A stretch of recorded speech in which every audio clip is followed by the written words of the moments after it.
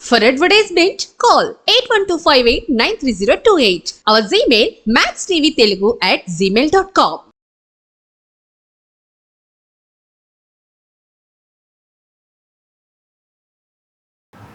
నమస్తే, welcome to max TV. నేను మీ పద్మావతి. ప్రతి ఒక్కరికి మనం మనీ సేవ్ చేసేటప్పుడు మనకి ఎంత రిటర్న్స్ వస్తాయి, ఎలా వస్తాయి, ఇవన్నీ ప్రతి ఒక్కరు ఆలోచించేదే. మరి అలాంటప్పుడు ఎంతవరకు వస్తాయి అనేది కూడా తెలుసుకునే ప్రయత్నం అయితే చేసేద్దామా? ఈరోజు మనతో పాటు దీని గురించి వివరించడానికి మన దగ్గర మ్యూచువల్ ఫండ్స్ డిస్ట్రిబ్యూటర్ బొనిగెల సోల్మన్ గారు మనతో పాటే ఉన్నారు. ఆయనతో మాట్లాడి తెలుసుకునే ప్రయత్నం చేద్దాం. చివరి వరకు చూసింది. నమస్తే సార్. నమస్తే అమ్మా. సార్, ప్రతి చోట మనం మనీని సేవ్ చేసేటప్పుడు దానికి రిటర్న్స్ ఎలా వస్తాయి అనే దాని గురించి ప్రతి ఒక్కరు ఆలోచిస్తూనే ఉంటాం. అది మీరు కావచ్చు, నేను కావచ్చు, మన సామాన్య ప్రజలు కావచ్చు. మరి అలాంటి ఆలోచనలోని వడ్డీల గురించి కూడా ఎక్కువ శాతం ఆలోచిస్తాం. అసలు వడ్డీకి చక్రవడ్డీ అంటూ మనం ఎక్కువగా వింటూ ఉంటాం. అసలు వడ్డీ అంటే ఏంటి, వడ్డీకి చక్రవడ్డీ అసలు ఇది ఎలా వస్తుంది, దీని గురించి మాకు ఏమైనా ఎక్స్ప్లెయిన్ చేస్తారా సార్? అసలు మంచి క్వశ్చన్ అడిగామమ్మా. ఇప్పుడు మనము ఈక్విటీ మ్యూచువల్ ఫండ్ రిటర్న్స్ గురించి, ఈక్విటీ మ్యూచువల్ ఫండ్లో ఏంటంటే ఇంట్రెస్ట్ అనే మాట ఉండదు, డెట్కి ఇంట్రెస్ట్ ఉంటుంది. మ్యూచువల్ ఫండ్స్కి మనం షేర్లు కదా కొనేది, షేర్లకి రిటర్న్స్ వస్తాయి, లేదంటే లాసెస్ వస్తాయి. అప్పు ఇచ్చామనుకో అక్కడ వడ్డీ, బ్యాంక్లో మనం ఎఫ్డి పెడితే అది అప్పు మనం వాడికి డిపాజిట్ చేస్తే వడ్డీ, అక్కడ ఇంట్రెస్ట్ వస్తుంది. అయితే ఇక్కడ రిటర్న్స్, అయితే ఈ రిటర్న్స్ ఈక్విటీ మ్యూచువల్ ఫండ్లో సిఏజిఆర్ పద్ధతిలో క్యాలిక్యులేట్ చేస్తారు. సిఏజిఆర్ అంటే కాంపౌండెడ్ యాన్యువల్ గ్రోత్ రిటర్న్, తెలుగులో చక్రవడ్డీ. అంటే ఇప్పుడు ఒక 10 ఏళ్ళ నుంచి ఒక 10% వచ్చింది ఈక్విటీ మ్యూచువల్ ఫండ్లో అంటే అర్థం ఏమిటంటే, ఫస్ట్ ఇయర్ 100 రూపాయల మీద 10% వచ్చింది, సెకండ్ ఇయర్ 110 మీద 10% వచ్చింది, థర్డ్ ఇయర్ 120 మీద, అట్లా. అంటే అసలుకి రిటర్న్స్ యాడ్ చేసి ఆ రిటర్న్స్ మీద రిటర్న్స్ అట్లా చేయదు. అయితే ఇక్కడ ప్రజలు అర్థం చేసుకోవాల్సింది ఏంటంటే, ప్రతి సంవత్సరం 10% వస్తాయా, ఒక్కొక్క సంవత్సరం నెగిటివ్ రిటర్న్స్ కూడా వస్తాయి. -10% వస్తాయి, -20 వస్తాయి, -30 కూడా వస్తాయి, ఒక్కొక్కసారి +10, +20, +30 కూడా వస్తాయి. అయితే యావరేజ్గా ఓవరాల్గా లెక్కేసే క్యాలిక్యులేషన్ ప్రతిరోజు CAGR compounded annual growth return ఆ పద్ధతిలో లెక్కేస్తారు. అయితే ఈక్విటీ మ్యూచువల్ ఫండ్లో పెద్ద బిగ్గెస్ట్ అడ్వాంటేజ్ ఏంటంటే పవర్ ఆఫ్ కాంపౌండింగ్. అంటే ఇదే చక్రవడ్డీ మహిమ. పవర్ ఆఫ్ కాంపౌండింగ్ అనేది 8th wonder of the world, ప్రపంచంలో 8వ వింత. ఆల్బర్ట్ ఐన్స్టీన్ గారు అన్నారు. ఎలా 8వ వింత? చిన్న చిన్న స్మాల్ డ్రాప్స్ కూడా బిగ్ ఓషన్ తయారైనట్టు చిన్న చిన్న అమౌంట్తో కూడా మనకి వెల్త్ క్రియేట్ అయింది. ఎలా? ఇప్పుడు నేను ఉదాహరణ చెప్తున్నా. మనకు రిటైర్మెంట్ ఏజ్ ఎంతమ్మా? సుమారుగా 58 or 60 అనుకోండి, 60 years. ఇప్పుడు ప్రతి వాళ్ళకి రిటైర్మెంట్ కావాలి. ఇప్పుడు గవర్నమెంట్లో కూడా పెన్షన్ తీసేస్తున్నారు. సపోజ్ ప్రతి యూత్, ప్రతి మనిషి రిటైర్మెంట్కి ప్లాన్ చేసుకున్నారు అనుకోండి. సపోజ్ ఇప్పుడున్న పరిస్థితులు నెలకు 1000 రూపాయలు, రోజుకు 30 రూపాయలు కట్టుకోవచ్చు కదా మనం, నెలకు 1000 రూపాయలు. ఎవరైతే 40 సంవత్సరాల వ్యక్తి నెలకి 1000 రూపాయలు 20 years అంటే 60 ఏళ్ళ వరకు కడితే అతను కట్టేది 2,40,000. నెలకి 1000, సంవత్సరానికి 12,000, 10 సంవత్సరాలకు 1,20,000, 20 సంవత్సరాలు 2,40,000. 8%. ఇప్పుడు బ్యాంక్ ఎఫ్డీలో 6 or 7 వస్తుంది. మన మ్యూచువల్ ఫండ్స్ సెన్సెక్స్లో 15% ఇచ్చింది గత 45 ఏళ్ళ నుంచి. సరే, అయినా మనం 15% చెప్పొద్దు, 12% కూడా చెప్పొద్దు, 8% వస్తుంది. ఈక్విటీ మ్యూచువల్ ఫండ్లో 8% వస్తుంది అనుకుంటే, 8 అయితే వస్తుంది కదా అనుకుంటే కూడా మన 2,40,000 వచ్చి 20 సంవత్సరాల్లో 6 లక్షలు అవుతుంది. 40 ఏళ్ళ వ్యక్తి నెలకి 1000 రూపాయలు స్టార్ట్ చేస్తే అతను కట్టేది 2,40,000, వచ్చేది 6 లక్షలు, సుమారుగా ఒక 10,000 అటు ఇటుగా. సరే, 40 ఏళ్ళు కాకుండా కొంచెం అతను ఎర్లీగా మేలుకొని 35 years వ్యక్తి కింద కడితే ఇతనికి ఎంత టైం ఉంది? 40 ఏళ్ళ వ్యక్తి 20 ఏళ్ళు కడతాడు, 35 yearsలోనే మీరు స్టార్ట్ చేస్తే 25 years కట్టచ్చు. అప్పుడు ఇతను కట్టేది 3 లక్షలు, ఇంకొక 60,000 ఎక్స్ట్రా కడతాడు.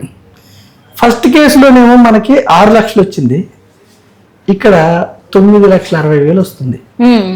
ఇంకొక 60,000 ఎక్స్ట్రా కడితే 3,60,000 ఎక్కువ వస్తుంది. Power of compounding. 5 సంవత్సరాలు పెంచడం వల్ల 8% రిటర్న్తో మనం క్యాల్కులేట్ చేస్తే కట్టేది 3,09,60,000 వస్తుంది.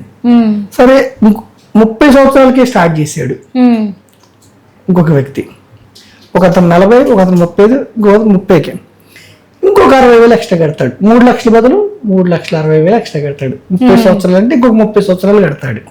అవును. అప్పుడు సెకండ్ కేసు, ఫస్ట్ కేసులో 6 లక్షలు వచ్చింది, సెకండ్ కేసులో 9,60,000 వచ్చింది, ఇక్కడ 3,60,000కి 15 లక్షలు వస్తుంది. 8% రిటర్న్ క్యాల్కులేట్ చేస్తున్నాము, 15 లక్షలు వస్తుంది. అంటే ఎంత జంప్ అయింది? 60,000 ఎక్స్ట్రా కడితే దగ్గర దగ్గర 5.5 లక్షలు జంప్ అయింది. ఓకేనమ్మా. ఇంకొక వ్యక్తి ఇప్పుడు 25 సంవత్సరాలకి అయితే జాబ్ వస్తుంది కదా యంగ్ జనరేషన్కి, 25 సంవత్సరాల తర్వాతకే స్టార్ట్ చేస్తే అతనికి 35 ఇయర్స్ వరకు కట్టవచ్చు. 25 సంవత్సరాలకు నెలకి 1000 స్టార్ట్ చేస్తే 35 సంవత్సరాలు కట్టవచ్చు. కడితే అతను కట్టేది 4,20,000, వచ్చేది మాత్రం 24 లక్షలు వస్తుంది. అంటే 6 times. అంటే పవర్ ఆఫ్ కాంపౌండింగ్ ఎంత లాంగ్ టర్మ్ ఉంటే, ఫస్ట్ కేసులో యాడ్ అయింది డబ్బు, సెకండ్ కేసులో చిన్నగా మల్టిపుల్ అవటం మొదలైంది, థర్డ్ ఫోర్త్ కేసులో మల్టిప్లికేషన్. ఇప్పుడు 35 ఇయర్స్ పెట్టుకుంటే 25 ఇయర్స్ ఉన్న వ్యక్తి 35 ఇయర్స్ ఆర్జిన్ పెట్టుకుంటే నెలకి 1,000 రూపాయలతోనే అతను కట్టేది 4 లక్షలు, కానీ వచ్చేది 24 లక్షలు. అంటే 6 times మల్టిప్లై అయింది 8%తోనే. 8 కాకుండా 9, 10, 12, 15 వస్తే మల్టిప్లికేషన్ ఎక్కడో ఉంటుంది. మనం 8% చెప్తున్నాం. 8% కూడా ఇది మ్యూచువల్ ఫండ్స్ ఎప్పుడు కూడా subject to market risk, guarantee ఉండదు. 8% అనేది లీస్ట్ చెప్తున్నాం, మనం తక్కువలో తక్కువ చెప్తున్నాం. సో పవర్ ఆఫ్ కాంపౌండింగ్ అనేది 8th wonder of the world. ఎప్పుడు? దీర్ఘకాలం ఉంటే. అయితే మీరు ఎంత తక్కువ కడుతున్నారు అన్నది కాదు, ఎంత దీర్ఘకాలం ఉన్నారు, ఎంత ఎర్లీగా స్టార్ట్ చేశారు అన్నది ముఖ్యం. సో 25 సంవత్సరాల వ్యక్తి నెలకి 1,000 రూపాయలు కడుతూ 35 ఇయర్స్ ఉంటే 4 లక్షలు కడతాడు, 24 లక్షలు వస్తుంది. కట్టేది 6 రెట్లు వేరు. అదే మీరు ఒక 5,000 పెట్టుకోగలిగితే 1,00,00,000 రూపాయలు వస్తుంది. 8%తోనే 10, 12 పెట్టుకుంటే ఒక మల్టిప్లై అవుతుంది. సో సామాన్య మానవులు ఏం చేసుకోవాలంటే, ఆర్డినరీ పీపుల్ ఎంత తక్కువ కడుతున్నాం అన్నది కాదు, వెంటనే స్టార్ట్ చేయండి మీరు. Equity mutual fund, diversified equity mutual fund. అంటే డైవర్సిఫైడ్ అంటే ఏంటి? అన్ని రంగాల్లో పెడతారు. ఒకే రంగంలో పెడితే ఏమేంటంటే రిస్క్ ఉన్నప్పుడు డౌన్ అవుతుంది. డైవర్సిఫైడ్ అంటే 10-15 రంగాల్లో, ఫార్మా ఒక రంగం, బ్యాంకింగ్ ఒక రంగం, ఫినాన్స్ ఒక రంగం, ఐటీ ఒక రంగం, టెక్స్టైల్స్ ఒక రంగం, ఇన్ఫ్రా ఒక రంగం, 10-15 రంగాల్లో పెడితే ఏమంటే అన్ని రంగాలు ఎప్పుడు దెబ్బతినవు ఏ దేశంలో కూడా. So diversified equity mutual funds తీసుకుంటే దీర్ఘకాలంలో ధనవంతులు అవడానికి ఛాన్సెస్ చాలా ఉన్నాయి. మన ఇండియన్ ఎకానమీ చాలా బాగా గ్రో అవుతుంది ప్రపంచ దేశాలతో పోలిస్తే. ఇప్పుడు 5th లార్జెస్ట్ ఎకానమీ మన దేశం. 2029కి 3rd లార్జెస్ట్ ఎకానమీ అవ్వబోతుంది. 91 తర్వాత మనం తీసుకున్న ఎకనామిక్ రిఫార్మ్స్ వల్ల, ఆర్థిక సంస్కరణల వల్ల, మన దేశం తీసుకున్న ఆర్థిక సంస్కరణ వల్ల ఎకనామికల్గా బాగా డెవలప్ అయింది. ఇండస్ట్రియల్ గ్రోత్ బాగా ఉంది. ఇండస్ట్రియల్ గ్రోత్ ఎంత బాగా ఉంటే ప్రజలకు ఎంప్లాయ్మెంట్ అంత ఎక్కువ వస్తుంది, కన్జంప్షన్ పవర్ అంత ఎక్కువ ఉంటుంది. మన దేశంలో ఉన్న biggest advantage youth population. 35 years లోపు వాళ్ళు 70% ఉన్నారు. బిగ్గెస్ట్ అడ్వాంటేజ్ కన్జంప్షన్ ఎక్కువ, మ్యాన్ పవర్ ఎక్కువ, ఇవన్నీ స్టేబుల్ గవర్నమెంట్, ఇవన్నీ మనకు అడ్వాంటేజ్. అంటే ఎవరైతే ఈ టైంలో ఈక్విటీ మ్యూచువల్ ఫండ్స్లోకి వస్తారో, సెన్సెక్స్ నిఫ్టీలో ఇన్వెస్ట్ చేస్తారో ఎవరైతే, వాళ్ళకి హ్యూజ్ వెల్త్ క్రియేట్ చేయడానికి there is a chance, but not guaranteed. Index ఎప్పుడు కూడా దేశ యొక్క ఎకనామిక్ గ్రోత్ని బట్టి ఇండెక్స్ వెళ్తూ ఉంటాయి. గత చరిత్ర 45 ఏళ్ళ నుంచి చక్కగా FD returns, gold returns beat చేసిన రిటర్న్స్ ఇండెక్స్లో వచ్చాయి, ఈక్విటీ మ్యూచువల్ ఫండ్స్లో వచ్చాయి. వర్స్ట్ కేసులో 8% లెక్క వేసుకుంటే కూడా నెలకి 1,000 రూపాయలతో కూడా కట్టేది 4 లక్షలు అయితే వచ్చేది 24 లక్షలు. సో నేను సామాన్యమైన ఆర్డినరీ పీపుల్ ఏం కోరుకుంటున్నాను అంటే, ఈక్విటీ మ్యూచువల్ ఫండ్స్లో ఎంటర్ అవడానికి వెనకాడొద్దు.